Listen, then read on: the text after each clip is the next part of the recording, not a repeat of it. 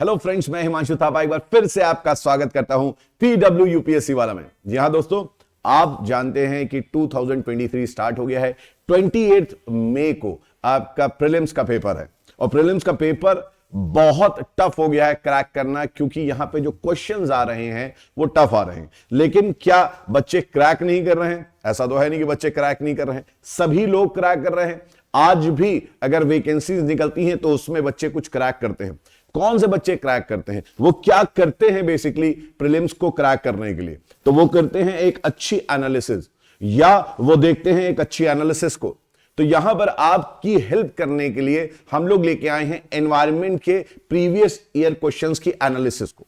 यहां पर हम लोग डिस्कशन अभी नहीं करने वाले हैं प्रीवियस ईयर क्वेश्चंस के बारे में, वो हम लोग एक अलग सीरीज में स्टार्ट करेंगे। लेकिन यहां पर जो हम लोग स्टार्ट करने वाले हैं वो ये स्टार्ट करने वाले हैं कि आपको आइडिया होना चाहिए कि अगर एनवायरमेंट से क्वेश्चन आ रहे हैं तो कितने क्वेश्चंस आ रहे हैं, कितने क्वेश्चंस हम एक्सपेक्ट कर सकते हैं। ये हमारा जो एनवायरमेंट सेक्शन है ये कितना इंपॉर्टेंट है हमारे लिए। तो आज हम लोग बात करने वाले हैं कि एनवायरमेंट सेक्शन हमारे लिए कितना इंपॉर्टेंट है और एनवायरमेंट सेक्शन में हमारे किस टाइप के क्वेश्चन आते हैं, कौन से सेक्शन से ज्यादा क्वेश्चन आते हैं, क्या रहा है ट्रेंड। और हम लोग इसके साथ साथ ये भी देखेंगे कि 2022 में किस टाइप के क्वेश्चन कौन कौन से सेक्शन से आए हैं। तो आपको एक आइडिया, ब्रीफ आइडिया मिल जाएगा जिससे आप अपनी प्रिपरेशन को और धार दे पाएंगे। तो लेट्स स्टार्ट आवर जर्नी। और हम लोग सबसे पहले अगर बात करते हैं एनवायरमेंट की, तो आप यहां पर देख सकते हैं, इस बोर्ड में आप देख सकते हैं मैंने 2014 से लेके 2022 तक एनवायरनमेंट के कुछ क्वेश्चन की एनालिसिस करी है।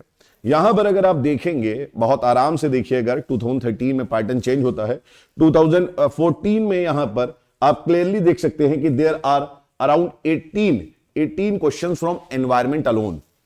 आप एक चीज याद रखिएगा कि आपके साथ वो बच्चे भी पेपर दे रहे हैं जिनको फॉरेस्ट डिपार्टमेंट में जाना है। तो ऑब्वियसली एनवायरमेंट का वेटेज उसके बाद से बहुत बढ़ गया है, जब से IFOS की भी इसमें सर्विसेज इंक्लूड कर दी गई हैं। तो यहां पर देख सकते हैं आप कि 18 क्वेश्चंस 2014 में है। यहां पर 2015 में आप देख सकते हैं there are 14 questions from environment. फिर ये 2016 में जाके 16 हो जाता है। 2017 में और 18 में इसका कुछ काउंट आपका कम होता है, 13 और 11 आपका, ठीक है। क्योंकि ये यूपीएससी की आदत है कि यूपीएससी अगर ट्रेंड फॉलो कर रहे होते हैं बच्चे तो उसको थोड़ा कहीं ना कहीं झटका देता है ना। लेकिन बहुत क्वेश्चन तब भी कम नहीं हुए, तब भी आपके 11 क्वेश्चंस इस सेगमेंट से आए हैं। उसके बाद 2019 में अगर हम लोग बात करेंगे तो देयर वर 20 क्वेश्चंस, है ना। और 2020 में अगेन देयर वर 18 क्वेश्चंस। 2021 में अगर हम लोग बात करें तो 21 में देयर वर 16 क्वेश्चंस, यहां पर 16 क्वेश्चंस थे। और 2022 में, मतलब कि लास्ट ईयर जो हमारा है, last year 19 questions were there only from environment. तो ऑन एन एवरेज आप यहां पर देख सकते हैं, ऑन एन एवरेज अगर आप यहां देखेंगे तो अराउंड 16-17 क्वेश्चंस एक सेक्शन से आ रहा है। ये बहुत बड़ी बात है बेटा, ठीक है। 16-17 क्वेश्चंस आपके एक सेगमेंट से आ रहे हैं। मतलब कि आप अगर देखेंगे तो ये जो सेगमेंट है, ये जो एनवायरमेंट सेगमेंट है, अगर आप हिस्ट्री को पूरा मिला लेंगे, तो हिस्ट्री को पूरा मिला भी अगर आप लेंगे तो पूरा मिलाने पे एंशिएंट, मिडिवल, मॉडर्न, इन तीनों से मिला के 20 क्वेश्चन से 25 क्वेश्चन आते हैं। अगर आप ज्योग्राफी को देखेंगे तो ज्योग्राफी से अराउंड 10 क्वेश्चन से 11 क्वेश्चन आते हैं। अगर आप यहां पर एनवायरमेंट को देखें तो एनवायरमेंट पॉलिटी के बराबर इंपॉर्टेंट है। इनफैक्ट ये कई बार तो पॉलिटी से ज्यादा भी यहां पर क्वेश्चन आ जाते हैं। और सबसे बड़ी चीज क्या है कि एनवायरमेंट एक ऐसा सेक्शन है कि अगर उसको आप क्लोजली मॉनिटर करेंगे तो एनवायरमेंट में बहुत अच्छा स्कोर कर सकते हैं। एनवायरमेंट में स्कोरिंग में आपको बहुत बेसिक सी आपको बुक्स फॉलो करनी होती हैं। एक बेसिक बुक आप फॉलो कर सकते हैं। आप सब जानते हैं बहुत सारे बच्चे शंकर आईएएस को फॉलो करते हैं, तो शंकर आईएएस की एक बुक है, वो आप बुक अगर कमांड कर लेते हैं, प्लस आप ऑब्वियस सी बात है कि करंट अफेयर्स पढ़ते ही हैं, प्लस करंट अफेयर्स अगर आप पढ़ रहे हैं, तो आप सोचिए यूपीएससी में आप अगर 19 क्वेश्चंस आते हैं तो 19 क्वेश्चंस में एटलीस्ट 14-15 क्वेश्चंस तो आप सही कर ले रहे हैं। अगर 16-17 क्वेश्चंस आ रहे हैं तो एटलीस्ट आप 12-13 क्वेश्चंस इस सेगमेंट से सही कर रहे हैं। और आप समझ रहे हैं 12-13 क्वेश्चन का सही करने का मतलब आज कितना इंपॉर्टेंट है। अब आज का सिनेरियो आप देखेंगे, जहां पर कट ऑफ कम होती जा रही है, वहां पे 10-12 क्वेश्चन अगर आप सही कर रहे हैं, 10 से 12 क्वेश्चन आप सही कर रहे हैं फ्रॉम ओनली वन सेगमेंट, तो आप सोचिए आपको कितना एज मिलेगा। लेकिन होता क्या है कि बच्चे सेगमेंट को थोड़ा छोड़ देते हैं। ठीक है, ये सेगमेंट इतना अच्छा सेगमेंट है, इतना आसान सेगमेंट है, अगर इसमें थोड़ा सा ध्यान हम करंट अफेयर्स में दे दें, क्योंकि 16 से 17 क्वेश्चंस में अराउंड आपके 7-8 क्वेश्चंस करंट अफेयर्स के होते हैं और बाकी आपके स्टैटिक होते हैं। तो स्टैटिक को करंट, और कुछ क्वेश्चंस ऐसे होते हैं जिसमें आपका फंडामेंटल्स होते हैं और कुछ क्वेश्चन में आपके करंट अफेयर्स होते हैं। तो यहां पर अगर मैं बात करूं आपके कि किस टाइप के क्वेश्चन होते हैं यहां पर, तो आपको मैं बता सकता हूं यहां पर कि यहां पर याद रखिएगा कुछ क्वेश्चंस आपके डायरेक्ट होते हैं, मतलब जिनको आप बोल सकते हैं fundamentals, basic questions, basic questions होते हैं बहुत सारे क्वेश्चंस आपके। ठीक है, फंडामेंटल्स। कुछ क्वेश्चंस आपके कैसे होते हैं जिसमें आप फंडामेंटल्स को अपने अप्लाई करते हैं, फंडामेंटल आप अप्लाई करते हैं, तो फंडामेंटल्स अप्लाइड क्वेश्चंस आप बोल सकते हैं कुछ होते हैं। ठीक है, इसके अलावा आपका होता है करंट बेस्ड क्वेश्चन, जो पूरा का पूरा करंट अफेयर्स से रिलेटेड होता है, क्योंकि वो करंट अफेयर्स में है इसीलिए वो पूछ लिया गया है, क्योंकि करंट अफेयर्स में आया है इसलिए उसको हमने पूछ लिया है। और कुछ क्वेश्चंस ऐसे होते हैं जो कि आपके फंडामेंटल्स, ठीक है, फंडामेंटल्स प्लस करंट अफेयर्स के मिक्स क्वेश्चंस होते हैं। तो यहां पर अगर आप देखेंगे कि ये बेसिक अगर आपने आप कह सकते हैं कि सही से एनालिसिस कर ली है, तो यहां पर आप on an average 16 to 17 questions आप यहां पर क्रैक कर सकते हैं। लेकिन बात यहां पर यह आती है कि सर कौन से सेक्शंस पे हम ज्यादा फोकस करें, कौन सा सेक्शन है जहां पर हम सोचें कि यहां पे इस सेक्शन को सर बहुत अच्छा हम लोग कवर करें। तो आप यहां पर देख सकते हैं, यहां पर हमने कुछ चार्ट बना रखा है जिसमें आपको मैं बता दूं कि यहां पर है दिस बार शोज एग्रीकल्चर। ये 2013-14 से लेके 2014 से लेके 22 तक जो आप देख रहे हैं यहां पर इसका कितना वेटेज रहा है एग्रीकल्चर का, यहां पर देख सकते हैं। एग्रीकल्चर के बारे में अगर बात करें तो ये एग्रीकल्चर वो है जो कि आपका कह सकते हैं एनवायरमेंट से रिलेटेड है। ठीक है, सस्टेनेबल एग्रीकल्चर हो गया या सॉइल हेल्थ से कुछ रिलेटेड, जो कि एनवायरमेंट आपकी इकोलॉजी से भी कुछ उसका रिलेशन होगा। तो मैं उस एग्रीकल्चर की बात यहां पर कर रहा हूं, मैं जो प्रॉपर एग्रीकल्चर होता है उसकी बात नहीं कर रहा हूं। तो यहां पर एग्रीकल्चर सेगमेंट में अगर आप देखेंगे तो ठीक ठाक आपको यहां पे क्वेश्चन मिलते हैं। यहां पर आप देख सकते हैं ये 2014 है ब्लू वाला, उसके बाद 2015 है, ये 16 है, 17 है, 18, 19 और 22 तक है। अगर आप देखेंगे यहां पर, अगर आप देखेंगे तो ठीक ठाक क्वेश्चन आए हैं, बहुत ज्यादा क्वेश्चन यहां पर नहीं आए। चलिए देखते हैं सबसे पहले कि कौन से सेगमेंट में आपको फोकस करना है। तो यहां पर एक सेगमेंट आपको दिख रहा है, ये वाला सेगमेंट जहां पर सबसे ज्यादा क्वेश्चन आए हैं। और ये कौन सा सेगमेंट है, अगर इस सेगमेंट को हम देखें तो ये सेगमेंट हमारा है international treaty bodies, international bodies conventions. यहां से सबसे ज्यादा क्वेश्चंस आपके 2014 से लेके 22 में आए हैं। हां, ये बात जरूर है कि 18, 19, 1 और आपका 22 में बहुत क्वेश्चंस यहां पे नहीं मिलते हैं। पिछले 3 साल में आपको यहां पर बहुत ज्यादा क्वेश्चन नहीं, लेकिन डिसेंट अमाउंट ऑफ क्वेश्चंस आपको मिल जाते हैं। तो ये आपको चीज याद रखनी है, ये भी आपको नोटिस करना है। यहां पर ये पीडीएफ तो आपको मिल ही जाएगी। यहां पर आपको एक चीज समझनी है कि पिछले 3 सालों में, लास्ट 3 इयर्स में यहां से क्वेश्चंस बहुत ज्यादा नहीं आए, है ना। लेकिन कुछ सेगमेंट्स तो कभी कभी तो ऐसा रहा है कि आप देख सकते हैं इतना बड़ा आपका, ये कह सकते हैं कि जो 2016 का साल था, वहां पर तो बहुत सारे क्वेश्चंस आपके आए थे यहां से। ठीक है, तो ये जो सेगमेंट आपका है इंटरनेशनल ट्रीटीज का, आपको मालूम होना चाहिए कि कौन कौन सी ट्रीटीज हैं, कौन कौन से कन्वेंशंस हैं, कौन कौन सी इंटरनेशनल बॉडीज है जो कि एनवायरमेंट से रिलेटेड है, इकोलॉजी से रिलेटेड है, बायोडाइवर्सिटी से रिलेटेड है। उनके बारे में आपको A to Z सारी इंफॉर्मेशन मालूम होनी चाहिए। देखिए, एनवायरमेंट का सेक्शन 2014 से लेके 17 तक मैं कहूंगा कि आसान था, कंपैरेटिवली इट वाज इजियर। लेकिन अब यहां पे क्वेश्चंस अच्छे आ रहे हैं, ऐसा नहीं है कि इजी क्वेश्चन नहीं आ रहे हैं, आज भी बहुत इजी क्वेश्चंस आते हैं, हम लोग देखेंगे भी कुछ क्वेश्चंस को। लेकिन अब एनवायरमेंट में वो एप्लीकेशन बेस्ड क्वेश्चन भी पूछ रहे हैं, तो इसलिए आपको थोड़ा सा यहां पर समझदारी से काम लेना है, लेकिन फोकस आपको बहुत अच्छी तरीके से करना है इंटरनेशनल ट्रीटी बॉडीज और कन्वेंशन पे। इसके बाद आप अगर देखेंगे तो एवरग्रीन आपका बायोडायवर्सिटी है। बायोडायवर्सिटी से हमेशा आपके क्वेश्चन आते हैं, लेकिन याद रखिएगा बायोडायवर्सिटी से जो क्वेश्चन आपके आते हैं ये ज्यादातर आपके करंट बेस्ड होते हैं, ये ज्यादातर आपके याद रखिएगा करेंट बेस्ड होते हैं। तो जितनी भी आप स्पीशीज को पढ़ते हैं करंट अफेयर्स में उसको बहुत अच्छे से तैयार कर लीजिए, उसके बारे में पढ़ लीजिए, वो IUCN की कौन सी लिस्ट में आता है, ठीक है, अगर वाइल्ड लाइफ प्रोटेक्शन एक्ट की किसी लिस्ट में आता है तो कौन सी लिस्ट में आता है। तो इस तरीके से आप करंट बेस्ड जो आपकी बायोडायवर्सिटी है उसको बहुत अच्छी तरीके से पढ़िए, यहीं से क्वेश्चन आते हैं। कभी कदार पूछ लिया जाता है कि ये वाली स्पीशीज जो है ये हमारे एनवायरमेंट ये जो हमारा वाइल्ड लाइफ प्रोटेक्शन एक्ट है उसके लिस्ट 5 में आती है, तो आपको मालूम होना चाहिए कौन सी चीज लिस्ट 1 में आती है, कौन सी शेड्यूल 1 लिस्ट मतलब शेड्यूल लिस्ट 1 में, शेड्यूल 2 पे आती है। तो ऐसी चीजें आपको मालूम होनी चाहिए। तो बायोडायवर्सिटी पे करंट बेस्ड क्वेश्चंस आपके ज्यादा आते हैं। तो आप करंट बेस्ड, आप जो स्टैटिक है ठीक है वो एक बार आपने पढ़ लिया, उस पर ज्यादा ना फोकस करते हुए पिछले जो 1 साल के हैं और खासकर अभी जनवरी से लेके अप्रैल 15 तक है ना, इनफैक्ट अप्रैल 15 तक जो आपकी न्यूज रहेगी वो आपके लिए बहुत इंपॉर्टेंट है। अगर आप देखेंगे किसी भी एग्जाम में तो लास्ट 4 मंथ की न्यूज बहुत रहती है इंपॉर्टेंट।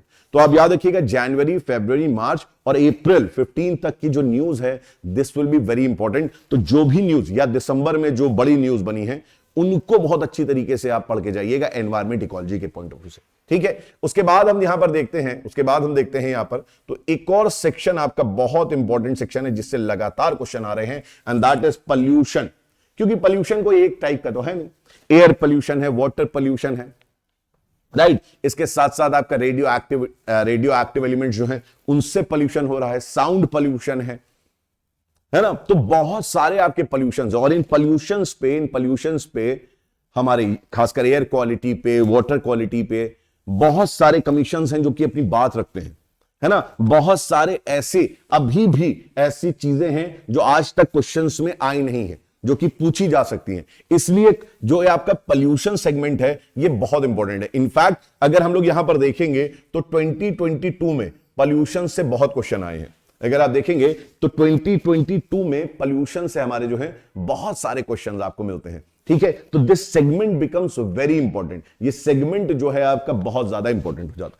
इसके बाद अगर हम देखेंगे तो अगेन आपका एक्ट्स हो गई, पॉलिसीज हो गई और नेशनल बॉडीज हो गई आपकी, ठीक है। तो वाइल्ड लाइफ प्रोटेक्शन एक्ट हो गया आपका, बहुत सारी ऐसी पॉलिसीज हो गई जो कि आप प्रोटेक्शन के लिए यूज कर रहे हैं वाइल्ड लाइफ को या फ्लोरा फौना दोनों में, ठीक है। बहुत सारी ऐसी नेशनल बॉडीज हैं जो कि पॉलिसीज लेके आती हैं, है ना।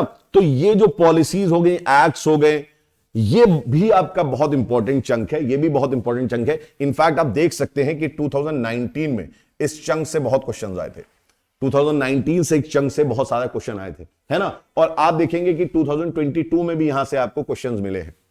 इसके साथ ही साथ अगर आप देखेंगे तो another is your protected areas.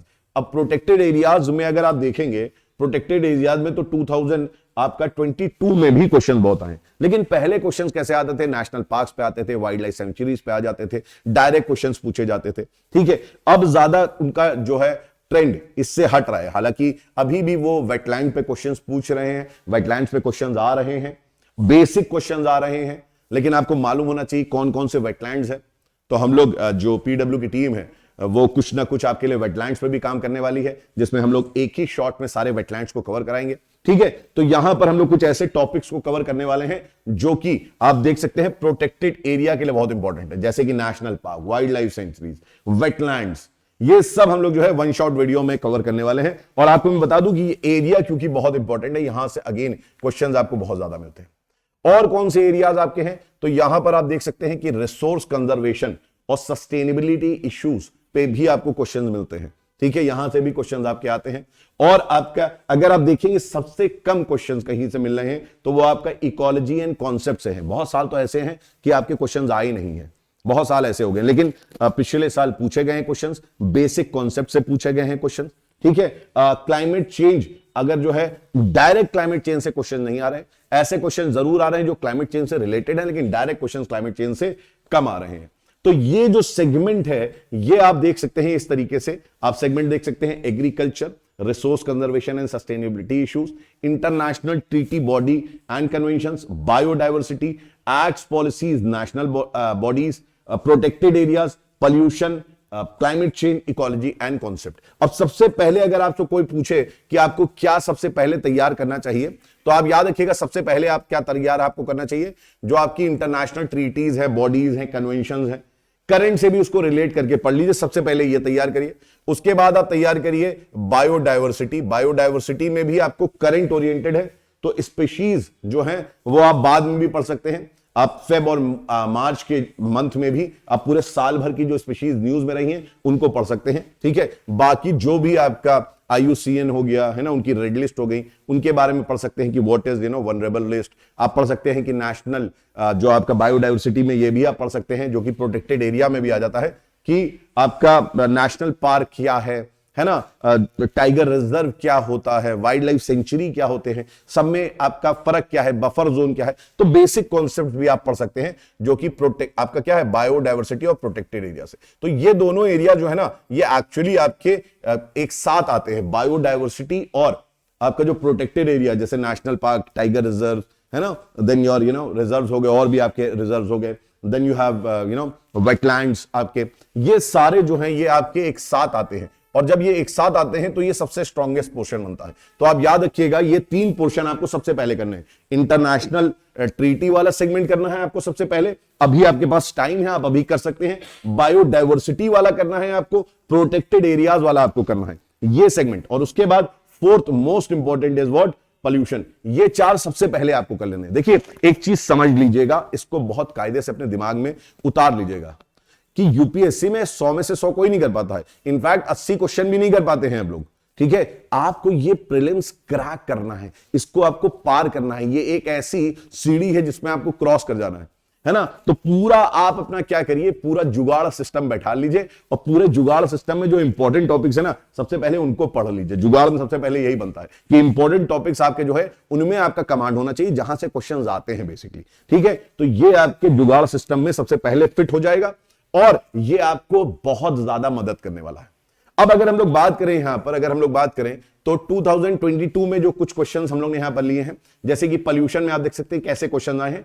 कुछ क्वेश्चंस आपके बहुत इजी क्वेश्चंस भी होते हैं, जैसे कि among the following crops which one is the most important anthropogenic sources of both methane and nitrous oxide, ठीक है। तो आप जब बेसिक आप पॉल्यूशन के बारे में पढ़ते हैं तो आपको पता चलता है, जब आप मीथेन पढ़ते हैं, नाइट्रस ऑक्साइड पढ़ते हैं, तो आपको रहता है पता कि एंथ्रोपोजेनिक मतलब मनुष्य, ह्यूमन इंटरवेंशन। हम लोग क्या कर रहे हैं, हम लोग कॉटन, राई, शुगर केन, व्हीट, ये सब चीज उगा रहे हैं। लेकिन आप देखते हैं बार बार जब मीथेन पढ़ाया जाता है तो बताया जाता है बच्चों को कि अमेरिका ने एक बार बोला था कि जो ग्लोबल वार्मिंग बढ़ रही है वो मीथेन की वजह से बढ़ रही है, and this is because of China and India, क्योंकि वहां पर पैडी कल्टीवेशन बहुत ज्यादा है, मतलब वहां राइस कल्टीवेशन बहुत ज्यादा है, ठीक है। तो ये अमेरिका ने क्लेम करा था, बाद में पता चला कि एनिमल हस्बेंड्री से भी बहुत ज्यादा होता है, क्योंकि जो एनिमल्स होते हैं, कैटल्स होते हैं, वो क्या करते हैं, वो मीथेन को रिलीज करते हैं। तो पता चला कि अमेरिका एनिमल हस्बेंड्री की वजह से ज्यादा मीथेन हमारा क्या कर रहा है, एमिट कर रहा है।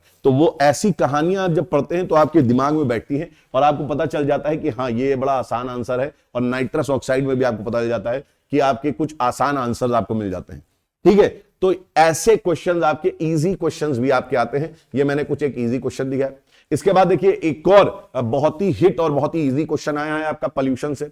इसमें क्या पूछा गया है, इसमें कार्बन मोनोऑक्साइड है, नाइट्रोजन ऑक्साइड है, ओजोन है, सल्फर डाइऑक्साइड है। और यहां पर पूछा गया है कि अगर किसी का एक्सेस हो जाए, इनमें से किसका एक्सेस हो, मतलब ज्यादा हो जाए वो एनवायरमेंट में, तो वो एसिड रेन करता है। तो वो एसिड रेन के लिए इंपॉर्टेंट है। तो आप जानते हैं जो ऑक्साइड्स ऑफ नाइट्रोजन होते हैं, है ना, जो आपके ऑक्साइड्स ऑफ नाइट्रोजन होते हैं और ऑक्साइड्स ऑफ सल्फर जो होते हैं, वो बेसिकली क्या होता है, वही एसिड रेन करते हैं। जैसे कि नाइट्रिक एसिड है ना, ऑक्साइड ऑफ नाइट्रोजन में आपका नाइट्रिक एसिड हो गया। नाइट्रिक एसिड क्या है, nitric acid is acid rain, आपका फॉर्म होता है, क्लाउड के साथ रिएक्ट करता है। सल्फ्यूरिक एसिड हो गया। तो यहां पर ये क्लियरली आपको पता चल जा रहा है कि ये दोनों जो है आपका बेसिक आंसर है एसिड रेन का। और ये बहुत ही बेसिक चीज है, अगर आप पढ़ते हैं तो ये बहुत ही हिट क्वेश्चन है, तो इससे लगभग सभी लोग सही कर लेते हैं। अब हमेशा यहां पर क्या है, हमेशा एयर क्वालिटी पे क्वेश्चन आ रहा है लगातार कई बार, और एयर क्वालिटी पे आपके प्रीलिम्स में भी क्वेश्चन आ रहा है, मेंस में भी क्वेश्चन आ रहा है, ठीक है। तो यहां पे पूछा गया है कि in the guidelines statement context of WHO consider the air quality consider the air quality following, ठीक है। यहां पर कुछ चीजें दी हुई हैं, कौन कौन से स्टेटमेंट एयर क्वालिटी से रिलेटेड है, ठीक है। तो यहां पर आप देख सकते हैं कि 24 मीन ऑफ PM 2.5 मतलब कि particulate matter should not exceed, है ना, 15, यहां पर देख सकते हैं आप 15 gram per metre cube, and annual mean of PM 2.5 should not exceed 5, है ना, ग्राम पर मीटर क्यूब। इसके बाद दिया हुआ है यहां पर in a year highest level of ozone pollution occur during the periods of inclement weather, ठीक है। तो यहां पर जब आदमी ओजोन के बारे में पढ़ता है, ओजोन के बारे में, तो उसको मालूम होता है कि ओजोन जो है वो किस वक्त आपका आता है, ठीक है। तो यहां पर इंक्लीमेंट वेदर उन्होंने दे रखा है, यहां पर एग्जैक्ट उन्होंने बताया नहीं है, तो कई लोग इसमें कंफ्यूज हो जाते हैं कि व्हाट इज इंक्लीमेंट वेदर, ठीक है। उसके बाद आपका यहां पर दिया हुआ है PM10 can penetrate the lung barrier and enter the blood stream. तो PM10 के बारे में, पार्टिकुलेट मैटर 10 जो है उसके बारे में दिया हुआ है।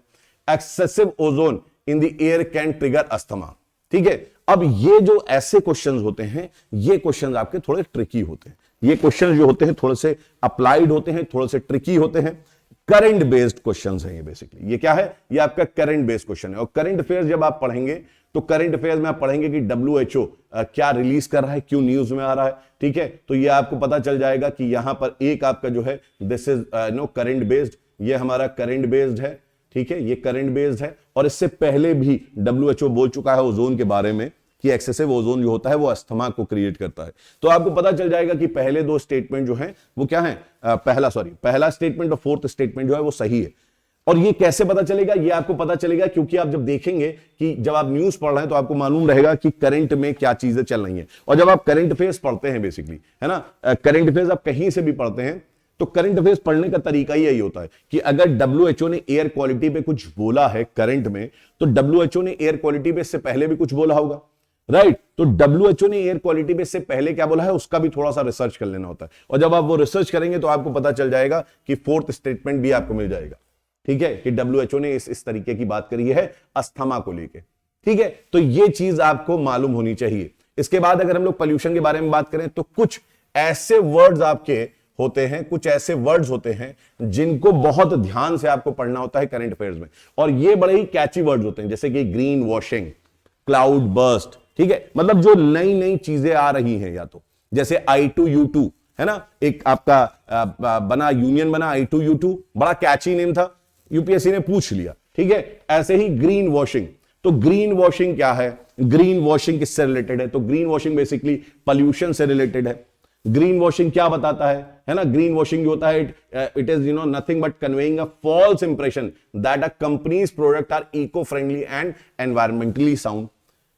तो क्या है, फॉल्स इंफॉर्मेशन दे रहे हैं अपने आप प्रोडक्ट के बारे में कि ये एकदम सही है, एनवायरमेंट से आजकल बहुत हो रहा है ये ग्रीन वॉशिंग, मतलब समझ रहे हैं आप उसको क्या बता दे रहे हैं, कह दे रहे हैं भैया वो हमारा ग्रीन प्रोडक्ट है, एनवायरमेंटली फ्रेंडली प्रोडक्ट है।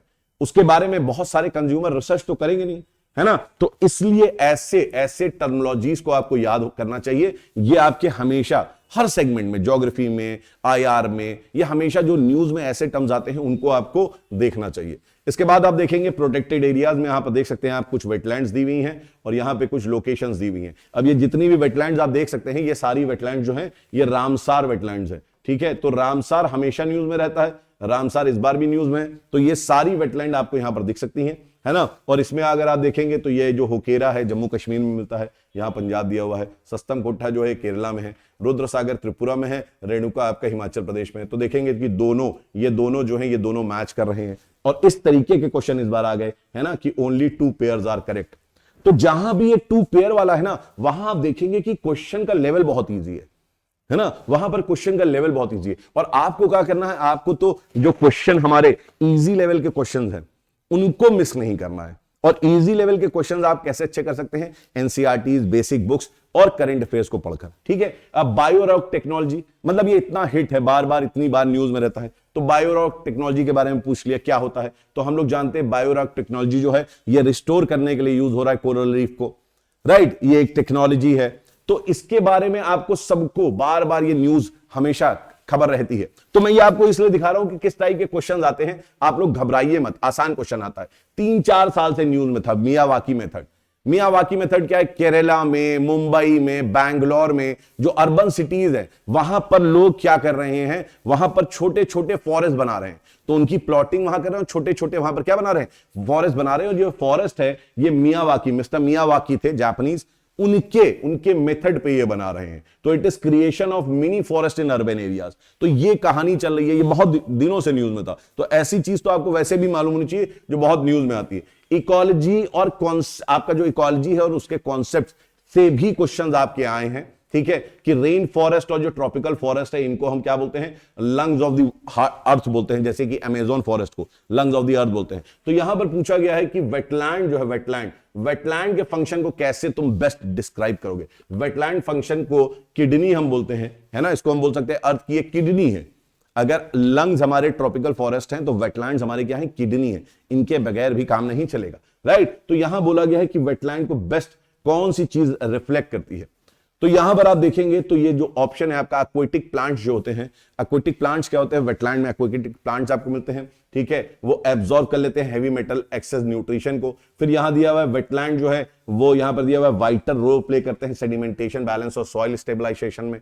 यहां पर दे रखा है जो एल्गी होते हैं वेटलैंड में वो न्यूट्रिएंट बेस फॉर्म करते हैं अपॉन विच फिश, है ना, और आपके जो अदर आप कह सकते हैं कि मैमल्स है, रेप्टाइल्स हैं और जो अदर ऑर्गेनिजम्स हैं वो उस पर जीवित रह रहे हैं। और यहां पर जो वाटर साइकिल दिया हुआ है, क्या, the water cycle in wetland involve surface run of, सब सॉइल पर्कुलेशन एंड इवापोरेशन। तो इस टाइप के क्वेश्चंस आपको जरूर मिलेंगे जो कि कंफ्यूजिंग हो जाते हैं। दिस बिकम्स वेरी कंफ्यूजिंग, ठीक है, दिस बिकम वेरी कंफ्यूजिंग, क्योंकि आपने कभी इस तरीके से पढ़ा नहीं। इसको बोलते हैं एप्लीकेशन, इसको बोलते हैं एप्लीकेशन बेस्ड, कि यहां पर फंक्शन पूछ लिया है क्या, वेटलैंड का। तो इससे आपको आइडिया मिलना चाहिए कि हमें वेटलैंड का फंक्शन मालूम होना चाहिए, हमें फॉरेस्ट का फंक्शन मालूम होना चाहिए, हमें जितने भी ऐसी चीजें हैं जो इकोलॉजी में आ रहे हैं उनके फंक्शंस के बारे में हमें मालूम होना चाहिए, ठीक है। तो तब आप जाके जो है आप कहेंगे कि आपकी पूरी तैयारी अच्छे तरीके से हो रखी है, ठीक है। तो यहां पर हमने आंसर दे रखा है, हालांकि मैं आपको क्वेश्चंस दिखाना चाह रहा हूं यहां पर। अब देखिए ये आज जब नाइट्रोजन फिक्सेशन पढ़ते हैं, जब आप नाइट्रोजन फिक्सेशन पढ़ते हैं तो यहां पर आप देख सकते हैं कि कुछ आपके यहां पर क्या दी हुई है, यहां पर कुछ आपके प्लांट्स दिए हुए हैं जो कि नाइट्रोजन फिक्सेशन करते हैं। तो कौन कौन से प्लांट है जो नाइट्रोजन फिक्सेशन करते हैं, इस पे आपका क्वेश्चन आ गया है। तो ये बड़ा बेसिक है, लेकिन यहां पर कुछ नई चीजें इंक्लूड कर दी हैं। तो यहां पर आप एलिमिनेशन मेथड को आराम से यूज कर सकते हैं। एलिमिनेशन मेथड लगा के आप यहां पर चीजों को सिस्टमैटिक तरीके से क्लियर कर सकते हैं, ठीक है। तो यहां पर आप देख सकते हैं कि आपका अल्फा अल्फा है, ठीक है। अल्फा अल्फा आप जानते हैं कि नाइट्रोजन फिक्सिंग प्लांट है। अल्फा अल्फा जो है पंपास में भी मिलता है। Alpha alpha is very nutritious, ठीक है। इसके साथ साथ आप जानते हैं चिकपी, बार बार आपको बताया भी जाता है कि इस तरीके से जो मटर हो गए, चिकपी हो गए, ये जो है ये बहुत ही अच्छे होते हैं। किसके लिए? ये अच्छे होते हैं हमारे नाइट्रोजन फिक्सेशन के लिए। तो इसके बारे में भी बात करिए, है ना।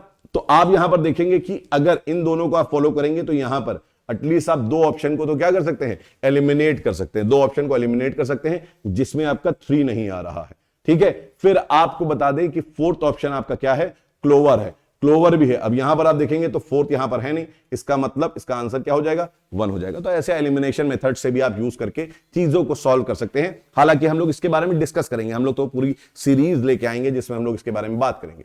अब यहां पर देखिए करंट रिलेटेड है, करंट रिलेटेड है। बहुत सारे बॉलीवुड के एक्टर एक्ट्रेस जो हैं वो गुच्ची मशरूम होता है ना, उसको वहां पर जाके क्या कहते हैं खा रहे हैं। तो इस पे भी न्यूज आ गई कि ये क्या है, ये फंगस है कि नहीं है, ये क्या हिमालय के फॉरेस्ट में ग्रो होता है, कुछ हिमालय के फॉरेस्ट में ग्रो होता है क्या ये it is commercially cultivated in Himalayan foothills of north east India, क्या नॉर्थ ईस्ट इंडिया जो है वहां पर होता है केवल, या और भी हिमालय की जगह पे होता है। तो इस तरीके के क्वेश्चंस आपके यहां पर बायोडायवर्सिटी से आपको मिलते हैं। बायोडायवर्सिटी में आप देखिए यहां पर पूछ लिया गया। अब ये भी जो है क्वेश्चन गोल्डन महासीर, ठीक है, गोल्डन महासीर भी जो है ये न्यूज में रही, सिक्किम की मछली, ठीक है। तो ये न्यूज में थी इसलिए यहां पर डायरेक्ट क्वेश्चन पूछ लिया। ये फिश है, महासीर जो होती है इट इज अ फिश, ठीक है, और गोल्डन महासीर सिक्किम की फिश है। बाकी यहां पर फिश अगर ये है तो यही आपका आंसर हो जाएगा। सिंपल सा डायरेक्ट क्वेश्चन है। करंट अफेयर्स अगर आपने थोड़ा बहुत भी पढ़ रखा है तो आप इसको आराम से आंसर कर सकते हैं। तो क्वेश्चन ऐसे नहीं, ये बहुत टफ है।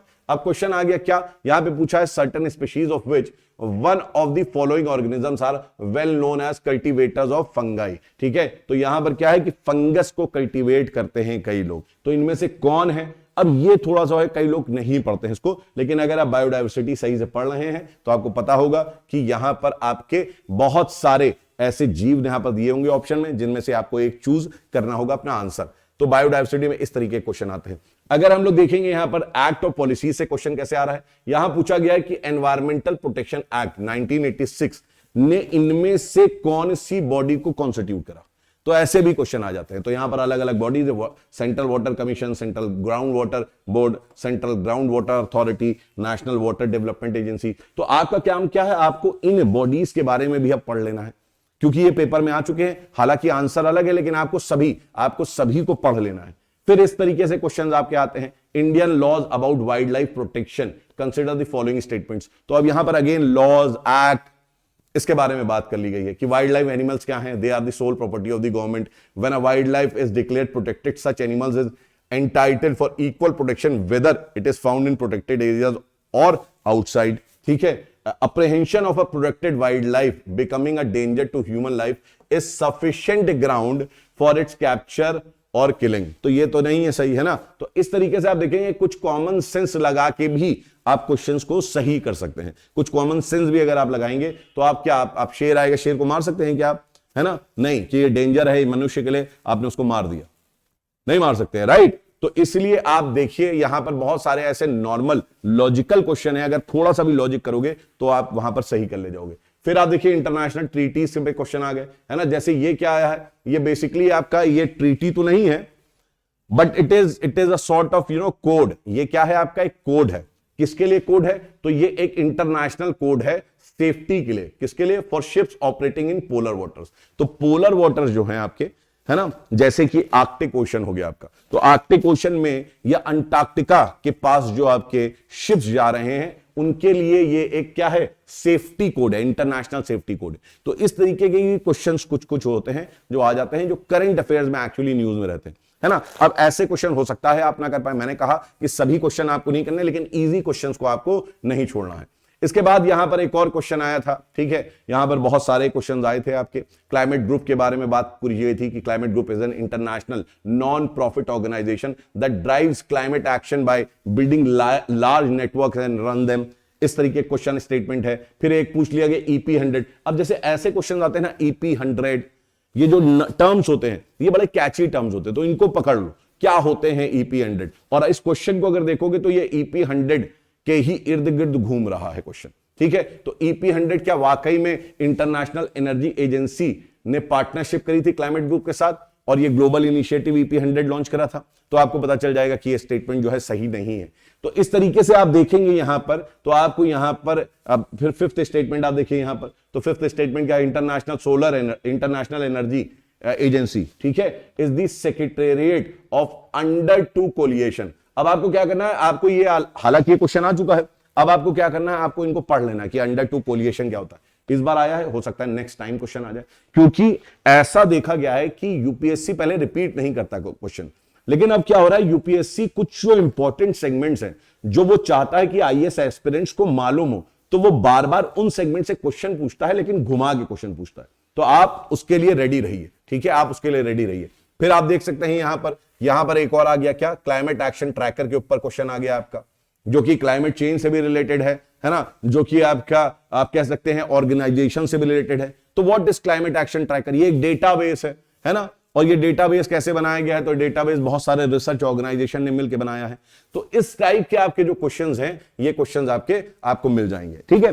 तो ये मैंने एक आपको हिंट दी है, ये हिंट दी है कि कैसे एनवायरमेंट एंड इकोलॉजी में आपके क्वेश्चंस आते हैं। बाकी मैंने आपको बता दिया है कि आपको यहां पर, मैं फिर से आखिरी में जाते जाते आपको ये बता दे रहा हूं कि आपको जो फोकस करना है वो फोकस कौन से एरियाज में करना है। बुक सोर्स आपको मालूम है, ये आपके सोर्स आप देख सकते हैं, international treaty body conventions, biodiversity, protected areas और पोल्यूशन। इनको सबसे पहले आपको तैयार कर लेना है।